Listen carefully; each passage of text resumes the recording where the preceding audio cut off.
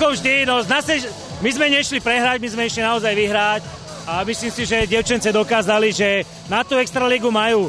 Akurát niekedy chýbalo im to šťastie. Výkon brankárky super prišiel, alebo počítal s tým, že brankárka je naša slabá stránka. Žiaľ Bohu, nepotvrdilo sa, brankár bol silná stránka.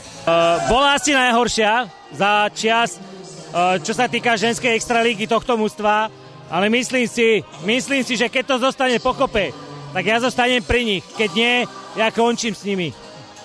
Tento zápas bol veľmi náročný, pretože každý zo superov chcel vyhrať. A my sme to dotiahli do víťazného konca a sme strašne šťastní. Rozhodujúce bolo hlavne využité šance a myslím si, že sme sa snažili vyhýbať chybám a vyhrali sme. Tá bola veľmi náročná, čiže my sme extraligu nezvládli a tým pádom sme sa dostali do baráže a sme šťastní, že sa nám podarilo z 2-0 vyhrať sériu na 3-2. Takže tento zápas rozhodujúci bol veľmi náročný, hlavne psychicky pre nás, lebo nejako sme sa nemohli dostať do hry a prispôsobili sme sa hráčkam do počia, ale v poslednej tretine sme sa začali a sme povedali, že musí to výjsť. Rozhodlo určite ten druhý gól, vtedy sme sa dostali do takej pohody psychickej a naozaj sme vedeli, že už to bude naše.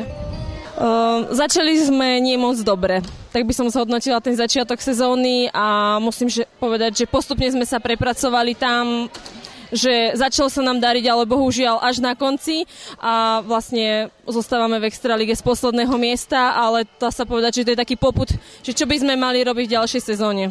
Týka zápasu, bol som spokojný, nakoľko naše hračky dodržali taktické pokyny, hrali sme zabezpečené obrany, bol to boj, kto dá gól, ten zvíťazí a napriek tomu by som chcel vyzdvihnúť veľmi dobrý zápas, ktorý ukázal, že vieme odohrať aj my peknú sériu proti extraligistovi. Myslím si, že bolo to tým, že sme doma nedokázali jeden zápas vyhrať. Čo sa týka nášho mužstva, baby sa pripravovali zodpovedne s tým, že sme vstupovali do druhej ligy, kde sme ukázali, že vieme hrať florbal na tej úrovni, ktoré som dievčatá pripravil po hernej činnosti, tak aj po taktickej. Chcel by som poďakovať superovi a verím, že aj my na budúci rok si vybojujeme účasť v extralige. Ja im gratulujem a máme sa čo ešte učiť. Ďakujem. Dnešného zápasu sme išli s tým, že sa rozhodne všetko. Hrali sme zo zabezpečenej obrany a snažili sme sa nepúšťať, čakali sme na polovici, snažili sme sa nepúšťať domáce do väčších príležitostí. V prvej tretine sme dostali gól, ale našťastie sme potom tento stav udržovali až do tretej tretiny, kedy nešťastnou náhodou sme dostali v rýchlom slede 2 góly. Našťastie nás to nezlomilo, takže sme bojovali ďalej, dali sme kontaktný gól, avšak už to nestačilo a nemali sme dostatok času na vyrovnanie. Boli viac zohrané, vedeli si lepšie prihrať, nám nešla ani tak streľba, ani to šťastie pri nás nestálo, si myslím.